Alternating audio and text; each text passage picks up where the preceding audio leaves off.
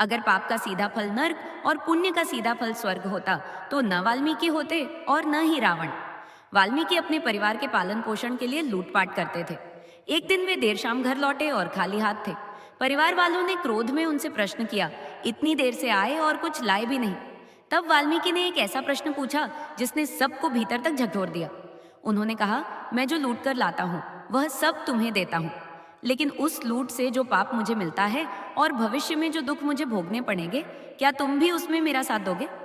ये सुनते ही परिवार चुप हो गया और कहा, पाप तुम करते हो, दुख भी तुम्हें ही भोगना होगा। उस क्षण वाल्मीकि के भीतर कुछ टूट गया। उन्हें पहली बार अपने कर्मों का साक्षात्कार हुआ।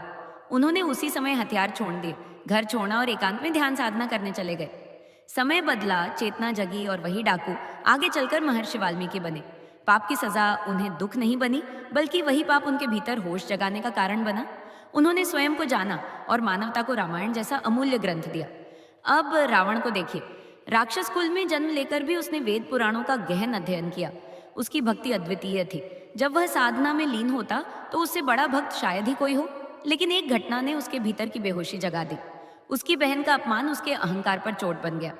उसी अहंकार से जन्मी एक भूल ने ऐसा युद्ध रचा जिसमें असंख्य लोग मारे गए। उसकी प्रजा कभी भूखी नहीं रही, राज्य समृद्ध था, फिर भी उसके पुण्य उसे शांति नहीं दे सके। अंत में यह समझना आवश्यक है कि सारा खेल स्वर्ग नर्क का नहीं, बल्कि भीतर के होश और बेहोशी का है।